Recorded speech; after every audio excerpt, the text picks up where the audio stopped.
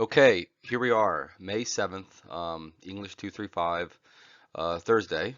Um, so today we're going to cover Black Aperture again, and tomorrow we're going to touch on it as well, just so we can give you more sort of food for thought and ammunition, so you can think about and contemplate how you're going to sort of craft your essay towards that's due Monday. So Black Aperture, the postmodern stroke, postmodernism is going to be a review for some. If you've taken my other courses, we speak about postmodern literature. But before we get into this, that's just a quick reminder about essays. So your short essay, your first one, is due Monday. Everybody seems to be doing really well. I saw that everybody reacted to the open-ended question I posed within Blackboard, and people are starting to post some comments within the Black Aperture discussion that I put within Blackboard as well. There's no time limit on that other than, say, Monday, when at the close of business on Monday, when the essay is due. Okay, so everybody's doing a really good job being engaged in the situation. Monday by midnight, your first short essay is due. It's going to be on Black Aperture. It's going to be 3 to 5 pages long, double spaced, as in any English paper is per MLA standards. Times New Roman font, please stick to that. 12-point font, 1-inch margins, that's standard, with one primary source and two secondary sources, all three of those are listed on the works cited page in proper MLA formatting. So the primary source, as you would suspect, it would be Black Aperture. And the two secondary sources would be either you going out and finding, and I'll give you one tomorrow, but finding articles that have been written about Rasmussen and his collection, Black Aperture, or a review of some sort, or a scholarly article, or some peer-reviewed article, journal, newspaper, magazine, something that has some level of credence towards Black Aperture. So today, email me if you have any questions with regard to that. Today I wanted to look at 4 poems, as I sort of teased last lecture. Monet is a verb, reverse suicide, and Chekhov's gun, all of which demonstrates some appeal, I think, in terms of what is called postmodern writing. Some of you have taken my classes in the past and will be familiar with this concept. Let's go over various tenets of postmodernism. So, postmodern writing can be defined in a number of ways, but and, and even we're in an era where we have what's called post-postmodern literature, post-postmodern writing, post-postmodern artistic movements, post-postmodern modern architecture, post-postmodern art. But here, they typically borrow from some level of these four tenets. The first one is pastiche. It means to copy or imitate the style of another work, artist, or authors in order to celebrate or pay homage to it. Parody would sort of be the opposite. It's still copying and imitating the style, let's focus on the word style, of other works, artists, or authors in order to create some comic effect. So it's sort of making fun or poking fun at it. Think of SNL, Saturday Night Live, right? Where they make fun of President Trump or any number of pop culture characters. Number three is calque, to copy or imitate a word or phrase from another language. And number four, grand narratives, or what are called meta narratives. Postmodernism seeks to obliterate these sweeping, overarching narratives that attempt to explain a particular historical experience or culture.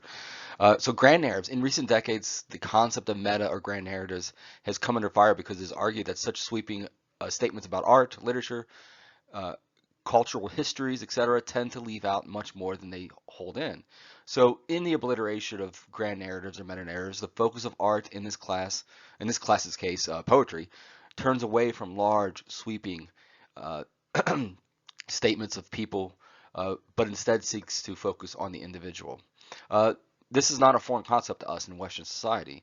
That concept is part and parcel, in fact, with Western philosophy, where we proffer the rights and expressions of the individual over the totality of the group. So think about these concepts as we read these 4 poems um, today, and think about how they apply. And I'm going to help you sort of tease out how they apply as well. All right, so one of the artists from the 19th century was Marcel Duchamp, a French artist. As we can see here, famed, even infamous French artist Marcel Duchamp created art and meaning by parodying prior artifacts. The first, titled LHOOQ, is of course Da Vinci's Mona Lisa, except for he put a mustache on it. We could see where he's entering the phase of parody by putting the mustache on it. The second title, Fountain, is borrowed from the everyday artifact of a urinal. Duchamp called this type of art ready-made, where you just find an artifact and give it greater meaning by doing something with it. But they're all certainly, like we're going to see with Black Aperture, strokes of postmodernity. In this way, it's important to remember too, by any artist utilizing pastiche, parody, or calque, they're attempting to access some artifact from the past in order to bring already built-in meaning to their present work.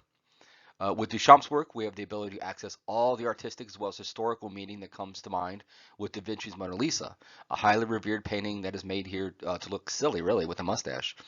The urinal, that sort of ubiquitous pillar of any society whereby refuse is funneled away from us in order to maintain hygiene, is set on its side and given the name fountain in order to implore its onlooker to sip from it. Great conflict of tension that exists with that one. Both of them, really.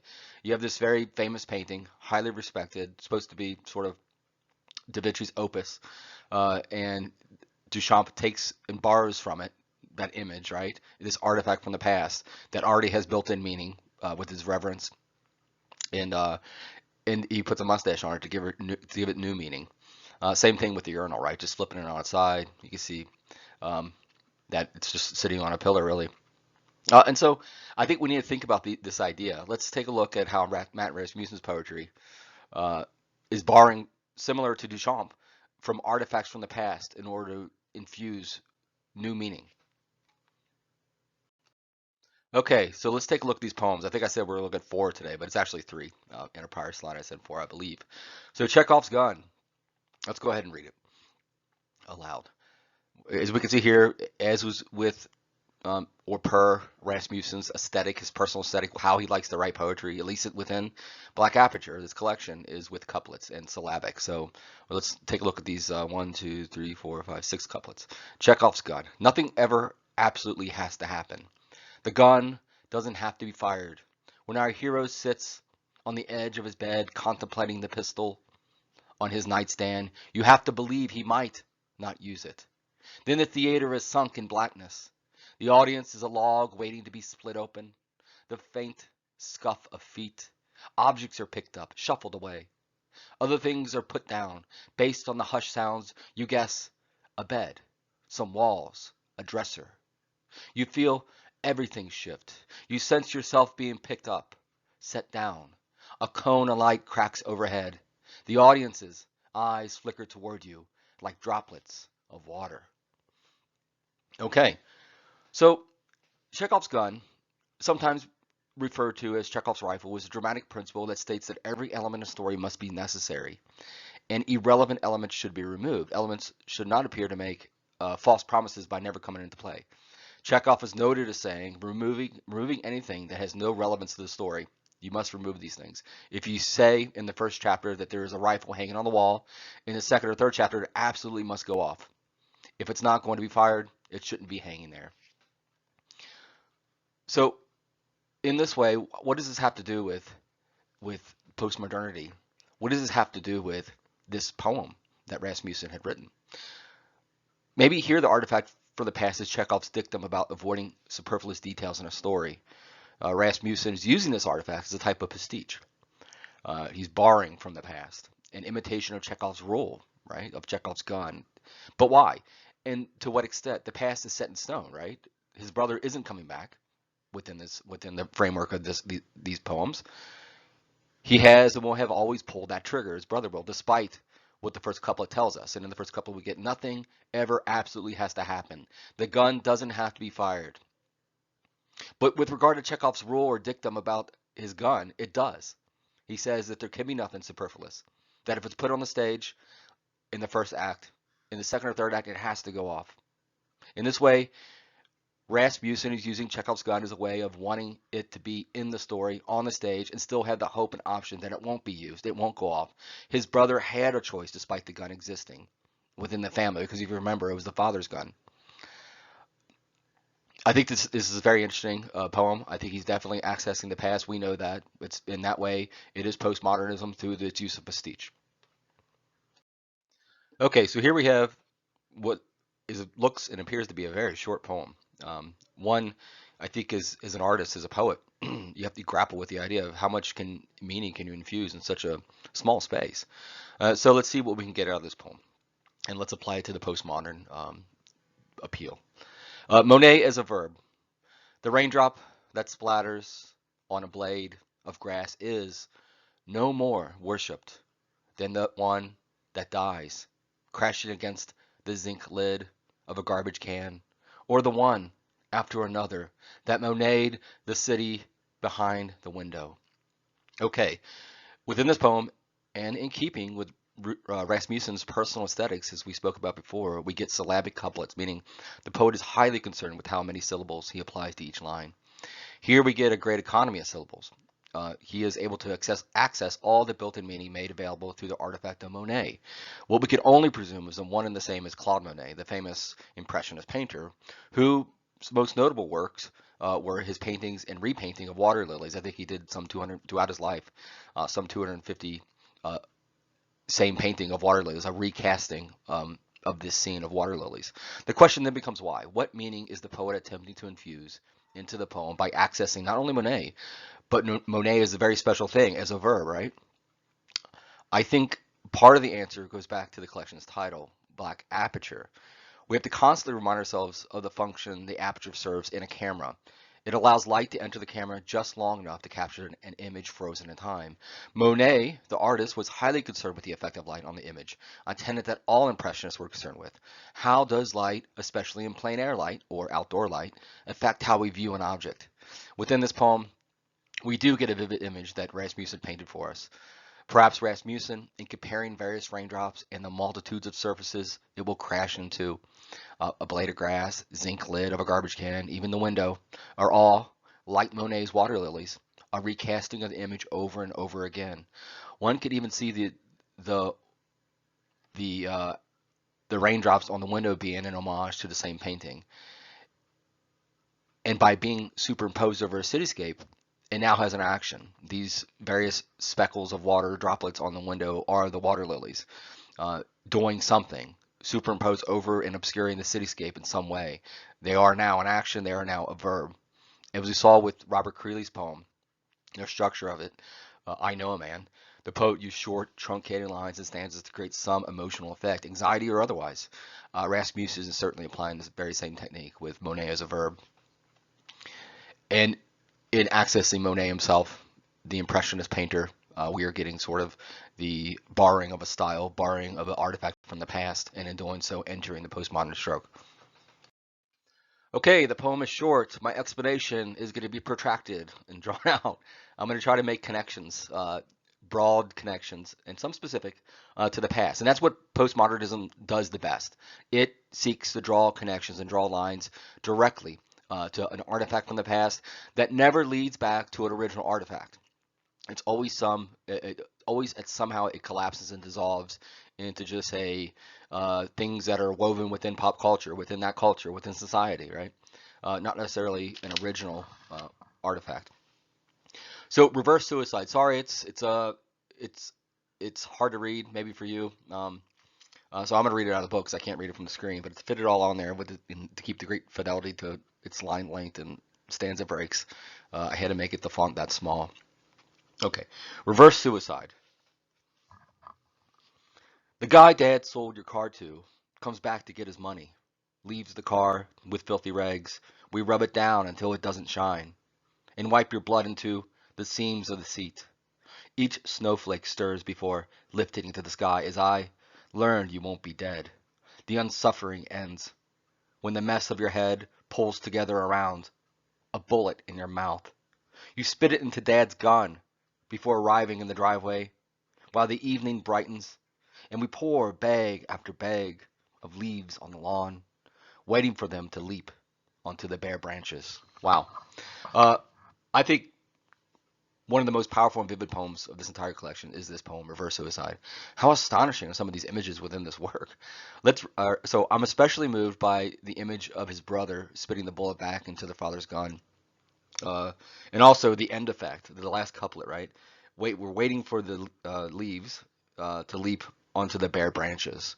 What a almost a surreal image to think that in the reversal of time, that these leaves are going to slowly and methodically defy gravity even and wade their way back up through the air, through the ether, and attach themselves back to the branches. These images represent an undoing. If you think about it, in this case, an undoing of death, thrusting the entire scene into reverse in order to undo his brother's ultimate death. We get that with his brother spitting the bullet out, all these things in reverse. This scene, this beautiful scene unfolding in reverse, the undoing of death, of suicide, but also the leaves, right? What is fall? What is autumn? Things are dying. We're entering the realm of winter, and only for it to spring forward again with spring, right? Uh, it is reminiscent of what can be called a reverse scene. We get that with Kurt Vonnegut's most celebrated novel, Slaughterhouse-Five. Uh, a few of you in this class will be familiar with that because we cover it in my English 203 class, and I think you're already seeing connections, whereby we, like Rasmussen's poem, get to see the armaments of war undone. The passage is fairly large. I'll read it aloud to you. Just stick with me. Now, just to give it a quick setup, Kurt Vonnegut wrote a book called Slaughterhouse-Five. It was autobiographical in nature. During his time in the Second World War, he was a prisoner of war in Dresden, Germany. Dresden, Germany was carpet bombed by the American Air Force, and well, at the time would have been the Air Corps and Army Air Corps, and killed upwards, we believe, 50 to 100,000 people. But Kurt Vonnegut rethinks what could happen if all that was in reverse. All the armaments got disassembled and sent back to wherever it is they come from. And it's a beautiful passage, and it has great, I think, postmodern connection with regard to its style to Rasmussen. Rasmussen, I think, unintentionally, I don't think he's doing it intentionally, and I'm going to cover that in a second. What is the intentional versus the unintentional, the known versus the unbeknownst stroke of postmodernism? Here we go. It was a movie about American bombers in the Second World War and the gallant men who flew them. Seen backwards by Billy, he's the main protagonist of the novel, the story went like this. American planes full of holes and wounded men and corpses took off backward from an airfield in England. Over France, a few German fighter planes flew at them backwards, sucked bullets and shell fragments from some of the planes and crewmen. They did the same for wrecked American bombers on the ground, and those planes flew up backwards to join the formation. The formation flew backwards over German city the German city that was in flames.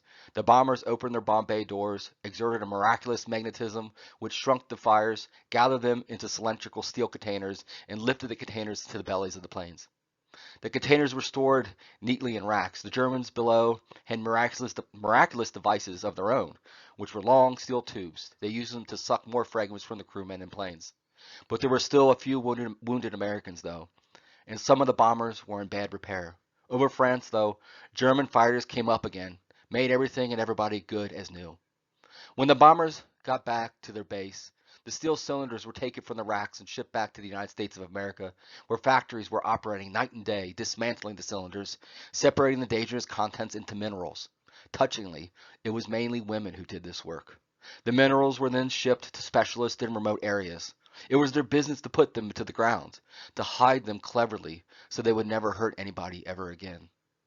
The American flyers turned in their uniforms, became high school kids, and Hitler turned into a baby, Billy Pilgrim supposed.